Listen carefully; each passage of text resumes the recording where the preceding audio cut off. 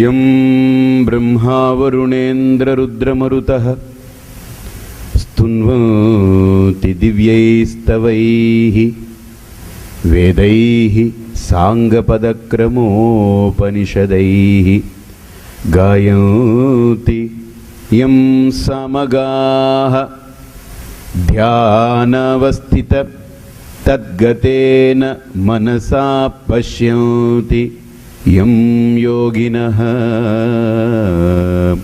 यस्यान्तं न विदुः सुराः असुरगणाः देवाय तस्मै नमः। न गुरोः अधिकं तत्त्वं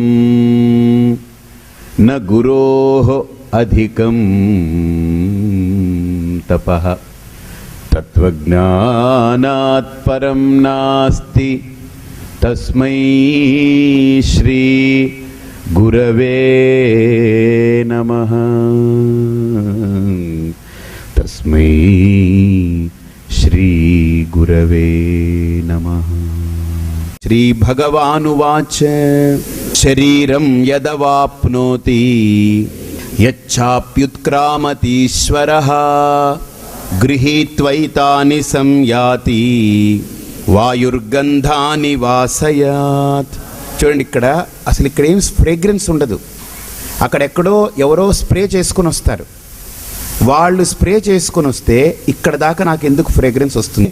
ఏ గాలి అయితే నా ముక్కు రంధ్రాల దగ్గరికి చేరి నాకు ప్రాణాధారమైందో ఆ గాలి ఆ వ్యక్తి మీద నుంచి పాకిని వచ్చినప్పుడు నాకు ఆ వాసన తెలుస్తుంది. అదే దుర్గంధం ఉండేటువంటి ప్రదేశం దగ్గర ఉంటే ఆ గాలి దుర్గంధం మీద నుంచి వెళ్ళి అది తెలుస్తుంది. సుగంధం ఉంటే దాని మీద నుంచి వెళ్ళి తెలుస్తుంది. అలాగనే గాలి ఈ గంధాలను ఎలాగైతే తీసుకుని వెళుతుందో వాయు గంధాని వాసయాత్ అంటే ఎలాగైతే ఈ గాలి పుష్పాల మీద ఉండే సుగంధాలను దుర్గంధమైనటువంటి పదార్థం మీద ఉంటే దుర్గంధాన్ని ఎలాగైతే తీసుకొని వెళుతుందో అలాగనే లోపల కూడా గాలే. మొత్తం మనిషి నిలిపేదంతా ఏంటి? గాలి. గాలి సోదరులు అంటే 5 ఉన్నారు మొత్తం. ప్రాణాయ స్వాహ, అపానాయ స్వాహ, వ్యానాయ స్వాహ, సమానాయ స్వాహ, ఉదానాయ స్వాహ. 5 సోదరులు, పంచపాండవులు వాళ్ళు. ఈ పంచపాండవులకి భార్య ఒక్కటే, ద్రౌపది. ఎవరండి? మనస్సు అనేది ఆవిడొక్కటే. ఎందుకు మనస్సు అనేది ద్రౌపది ఒక్కదానే పెట్టారంటే మనస్సుకి చూడండి ఎన్నో సంకల్పాలు వికల్పాలు వస్తుంటాయి, బుద్ధికి రాదు. కాబట్టి బుద్ధి అనేది అక్కడ కాదు, మనస్సే ద్రౌపది. పంచపాండవులు ఎవరు? పంచప్రాణాలు. ఈ పంచప్రాణాలు మనస్సుకి అనుసంధానమై ఉంటుంది ఎప్పుడు. అందుకని చూడండి, పంచప్రాణాల ముందు మనస్సుని కనుక కించపరిచామనంటే ఉడికిపోతుంటాడు వీడు, అంతేనా? మనల్ని ఎవడన్నా తిట్టారనుకోండి, గాలి ఎక్కువైపో బీపీ ఎందుకు వస్తుంది? మనస్సు కదా కంగారు పడాలి. ఎందుకు వీడికి టెంపరేచర్ బీపీ పెరిగిపోవాలి? మనస్సుని మీరేమైనా తిట్టండి, ఇడియట్ ఫెలో అలా తిట్టండి, మనస్సు కుమిలిపోతుంటే ఏమైపోతుంది తెలుసండి? లోపల గాలి వేగవంతం అయిపోతుంది, ప్రెషర్ ఎక్కువైపోతుంటుంది, బ్లడ్ అంతా కొట్టేసుకుంటుంది, ఓ దారుణంగా అయిపోతుంది. కారణం మనస్సుకి గాలికి అంత అవినాభావ సంబంధం. మహాభారతంలో పంచపాండవులకు ఒక పెళ్ళాన్ని పెట్టారు, ఒక ఆవిడ్ని. చిచి ఇదేమిటని అన్నారు. తప్పు. ఇది ఒక మర్మం ఉంది ఇక్కడ. ఈ శరీరమే మహాభారతం అండి. ఇది మహామహాభారతం. ఇది పెద్ద పెద్ద భారతం. ఇందులో మనస్సు అనేది ఉందే, అదే పాంచాలి. అంటే పంచ ఆలులు కలిగి ఉన్నటువంటిది. అంటే పంచభర్తృక. అంటే భర్తృక అంటే ఏంటి? భర్త అంటే ఏంటి? భరించేవాడు భర్త, నిలిపేవాడు భర్త. ఈ గాలే కదండి ఈ శరీరాన్ని నిలుపుంది. కాబట్టి 5 గాలులు ఈ శరీరాన్ని నిలుపున్నారు, పంచభర్తృకలు. పంచపాండవులు ఇక్కడున్నారు.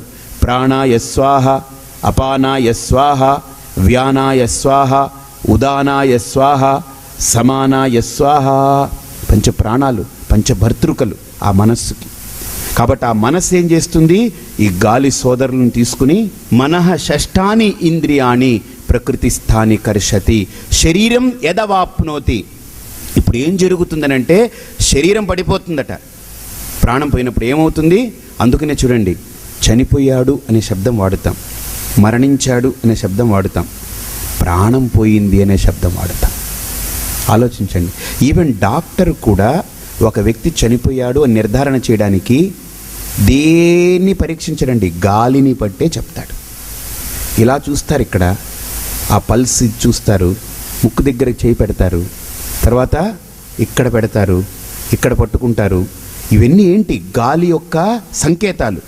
గాలి ఉన్నంత వరకే ఈ శరీరం చాలా అందంగా ఉంటుంది, అంతే బాస్. అలాగా తేలుతూ ఉంటుంది. ఓ బుడగ ఉంటుంది, గ్యాస్ పెట్టి నింపుతారు, దాన్ని కడతారు, అలా ఎగురుతూ ఉంటుంది. అది ఎంత బాగా ఎగురుతుందో, ఆ గ్యాస్ పోగానే మెల్లగా బుడగ పడిపోతుంది, ముడుచుకొని పడిపోతుంది.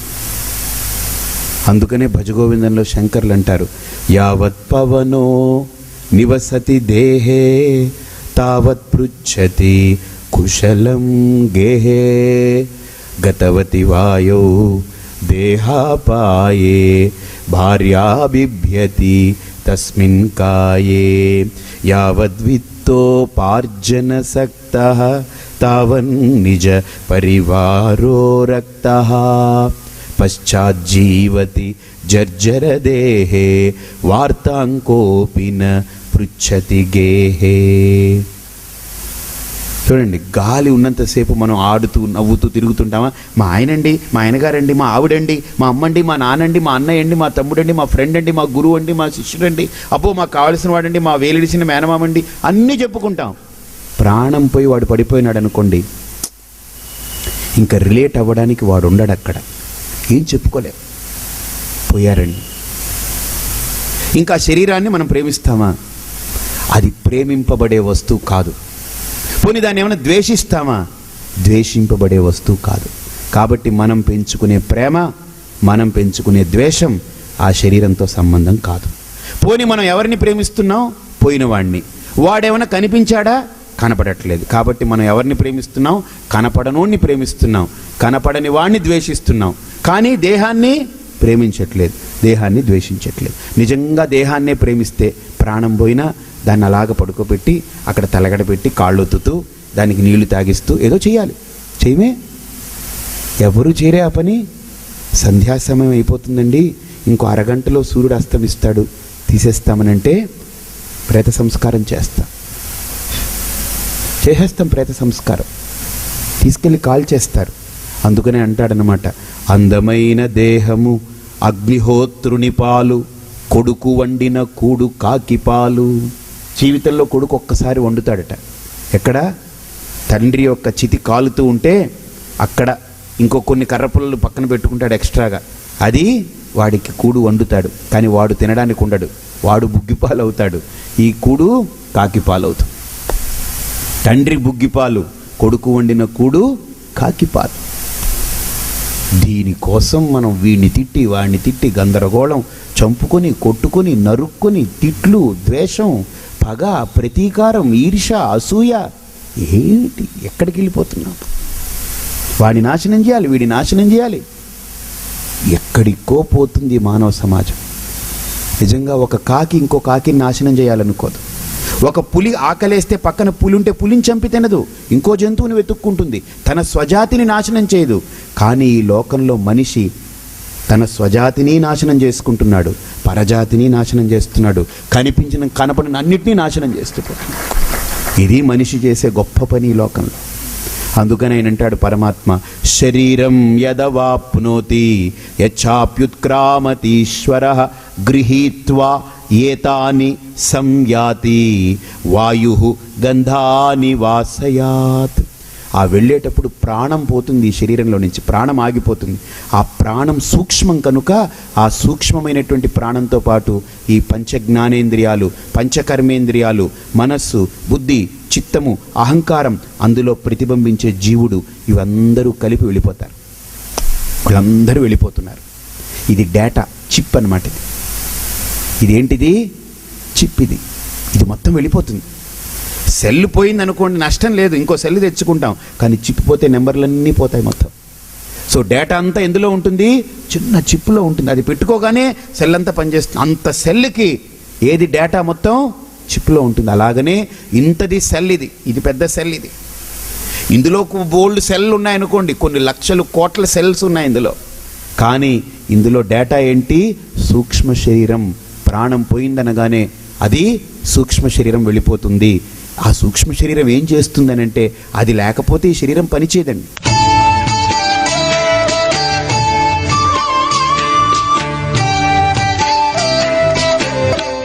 శ్రీ భగవానువాచ శ్రోత్రం చక్షుస్పర్శనం చ రసనం ఘ్రాణమేవ చ అధిష్టాయ మనశ్చాయం విషయానుపసేవతే.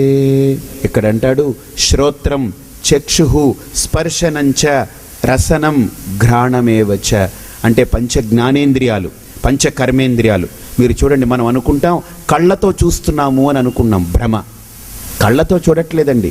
నిజంగా కళ్ళతోనే చూసేదైతే బాగా కళ్ళున్న వాళ్ళకి కళ్ళు కనపడదు. కొంతమందికి ఇలా కళ్ళు తెరిచిపెట్టుంటారు, కళ్ళు కనపడవు. కళ్ళు ఉన్నాయి కానీ కనపడట్లేదు. అంటే చూసే శక్తి వెనకాల ఇంద్రియానిది. అలాగనే చెవులు ఉంటాయి, చాలామందికి వినపడదు. ఎందుకని? లోపల hearing defect. Years or not defect, hearing defect. అలానే చేతులు బాగానే ఉంటాయి కానీ ఇలా పడిపోయి ఉంటుంది, చచ్చి పడిపోయి ఉంటుంది. చేతులు ఉన్నాయి కానీ చచ్చుపడిపోయింది. అంటే ఇవన్నీ గోళకాలు. ఇవన్నీ ఏంటి? జస్ట్ మాస్ అన్నమాట. ఇది ఒక పదార్థాలు, పిండం ఇది. కానీ దీని వెనక శక్తి ఉంది. అది ప్రధానం ఇక్కడ. చూడండి, కళ్ళున్నా చూసే శక్తి లేకపోతే ఈ కళ్ళు పనిచేయదు. మూగవాడికి నాలుక ఉంటుంది కానీ బ్యా బ్యా బ్యా అంటాడు. ఏమని అర్థం? మాట్లాడే శక్తి లేదు. నాలుక ఉంది, మాట్లాడలేకపోతున్నాడు. అంటే ఏంటి? మాట్లాడే శక్తి. చేతులున్నాయి, వాడికి లేవట్లేదంటే ఏంటి? పక్షవాతం, పట్టుకునే శక్తి పోయింది. కాళ్ళున్నాయి కానీ పడిపోయింది, చచ్చు పడిపోయింది, నడవలేకపోతున్నాడు. అంటే నడిచే శక్తి లేదు. కాబట్టి ఆలోచించండి ఒక్కటి. ఇక్కడ దృష్టి చూడండి. ఇక్కడ పరమాత్మ అంటున్నాడు, ఇది శరీరం అయ్యా, ఇది మాంసం, ఇది ఎముకలు, ఈ బోనల్ స్ట్రక్చర్ ఇది. దీని మీద మాంసపు ముద్ద కప్పి చక్కగా మంచి బట్ట కప్పాం. ఇదింతే, ఇది గోళకం. కానీ దీని ద్వారా పని చేయించుకునే శక్తి ఉందే, వాటిని ఇంద్రియ శక్తులు అని అంటారు. ఏమిటి? ఇంద్రియ శక్తులు. ఆ ఇంద్రియ శక్తులు లేకపోతే ఇవేవి పని చేయవు.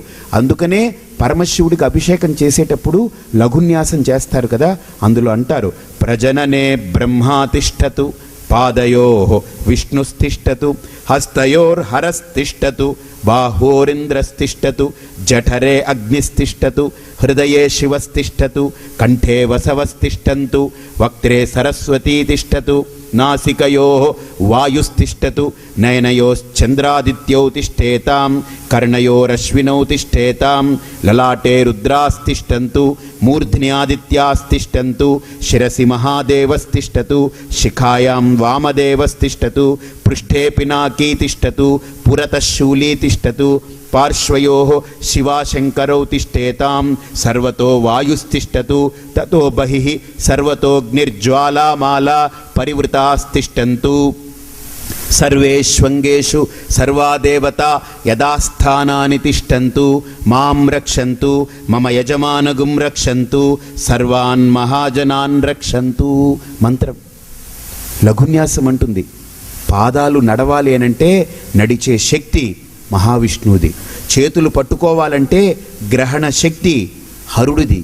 నోట్లో నాలిక ఉన్నా మాట్లాడాలి అంటే మాట్లాడించే శక్తి సరస్వతీ దేవతది. ముక్కులున్నా ఆ వాసన ఘ్రాణేంద్రియం పనిచేయాలని అంటే వాయువుది. కళ్ళున్నా అది చూడాలి అనంటే చూసే శక్తి చంద్రాదిత్యులది. కాబట్టి ఇలా ఒక్కొక్క ఇంద్రియానికి అధిష్టాన దేవతలు యథాస్థానాన్ని తిష్టంతు. ఈ దేవతలందరూ కూడా నానా ఇంద్రియాల వెనకాల నిలబడి గోళకాల వెనకాల ఆయా పనులు చేయడంలో మీ అనుగ్రహం కావాలి, మీరు లేకపోతే ఈ పని జరగదు అని అభిమంత్రణం చేసుకుంటాడు ముందు సాధకుడు. కాబట్టి ఇవన్నీ గోళకాలు చేయట్లేదు పని, వెనకాల దేవతలు చేస్తున్నారు ఆ పని. ఇవన్నీ జస్ట్ గోళకాలు, ఇవన్నీ మాంసపిండం తీసి తగలెట్టేయడమే. పోతే దీన్ని కాల్చడానికి ఒక్కదానికే పనిచేస్తుంది. అందుకని దీనికి పేరు దేహము అన్నారు. దహన యోగ్యత్వాత్ దేహ. కాల్చడానికి పనికొచ్చే అద్భుతమైన కట్టె ఇదంతా, ఎంతకంటే దేనికి పనికిరాదు. ఇది పోతే తీసుకెళ్ళి కాల్చేయడమే, ఇంక దేనికి పనికిరాదు. కాబట్టి దీని వెనక అధిష్టాన దేవతలుండి నడుపుతూ ఉన్నారు. కాబట్టి అటువంటి దేవతా శక్తులన్నీ కూడా ఎవడి యొక్క ప్రేరణ వల్ల పనిచేస్తున్నాయండి? నేను ఆర్డర్ చేస్తే పనిచేదే.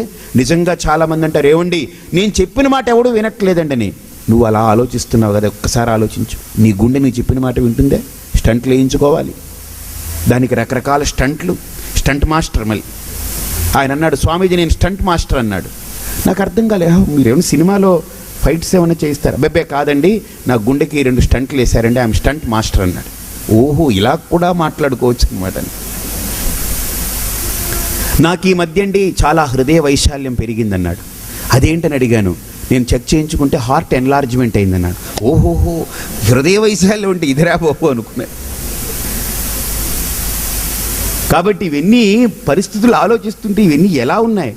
అసలు మన జీవితం, మన కిడ్నీలు మన మాట విను, మన గుండె మన మాట విని ఇచ్చేయట్లేదు. సపోజ్ నా గుండెని, నా బతుకు నేనే బతుకుతాను, నా చావు నేనే చస్తాను అన్నవాడికి భగవంతుడు ఒకవేళ సరే నువ్వే నీ డ్యూటీలు చేసుకొని వదిలేస్తే గుండె మనమే కొట్టించుకోవాలనుకోండి, మన పరిస్థితి ఏంటి చెప్పండి?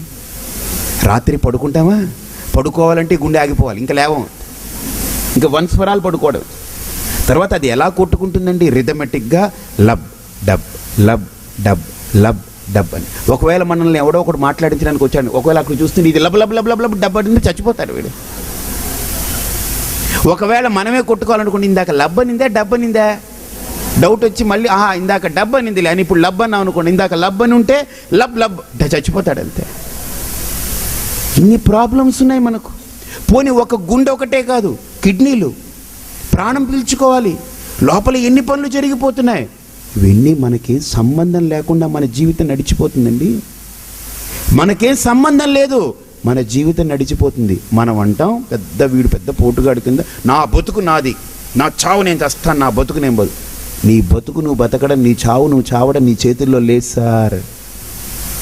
ఈశ్వరేచ్ఛ, ఈశ్వర అనుగ్రహం అది నీ చేతుల్లో ఉంటే ఈ పాటికి చచ్చిపోతాం మనం, ఇంక రెండో పని లేదు. అసలు ఈ ప్రవచనం ఇవ్వగలమా? సపోజ్ గాలి పీల్చుకోరు, ఏం మీరు వస్తారా వింటారా? నేను మాట్లాడగలనా? ఈ గుండె కొట్టించుకోవాలి, కిడ్నీలు ఆడించుకోవాలి, ఈలోగా ఉత్ ఉత్ ఉత్ అంటాం, అయిపోతుంది అంతే పని. ఇంక ఉత్క్రామంతం స్థితం వాపు ఏమిటి? మాట్లాడలేము, చూడలేము, ఆలోచించలేము, ఏం చేయలేము, చచ్చిపోతుంటాం. కిడ్నీలు అడుగుతారు, చూడంటుంది, ఈలో గుండె అంటుంది, కొట్టుకోమంటావా మానేమంటావా ఉంటుంది, ఈలోగా ప్రాణం ముక్కులు ఆడమంటావా వద్దంటావా. ఇది మనిషి ఎలా అయిపోతుంటాడు వీడు, గందరగోళం అయిపోయి బాబోయ్ ఈ బతకడం కంటే చచ్చిపోవడం మేలు అనుకుంటాడు అంతే. అసలు మనం హాయిగా ఉండగలుగుతున్నామంటే ఆ ఈశ్వరుడు బస్, అంటే ఆ ఈశ్వర అనుగ్రహం అండి. అర్జున, నువ్వేదో బతికేస్తున్నావు, నువ్వేదో చంపుతావేమో, భ్రమ తీసే ఈ జరిగే పెద్ద ఖేల్ హై, ఈ పెద్ద నాటకం నేను నడుపుతున్నాను ఈ show. You are nowhere here in this show, నిమిత్త మాత్రం భవ సవ్య సాక్ష్యం. నీదేం లేదయ్యా, నాది అనుకుని బ్రతుకుతున్నావు. ఏది తీసి చూపించు నీది, ఒక్కసారి తీసి చూపించు నీదేమిటో, ఒకసారి తీసి చూపించు నీదేమిటి. ఈ శరీరం నాది అంటున్నావు, ఆ గుండె నీదే, తీసి చూపించు. చూపించలేవు. ఈ ఉంగరం నాదండి, తీసి చూపించారు. గుండె నాదండి, తీసి చూపించండి, చచ్చిపోతావు అంతే తీస్తే.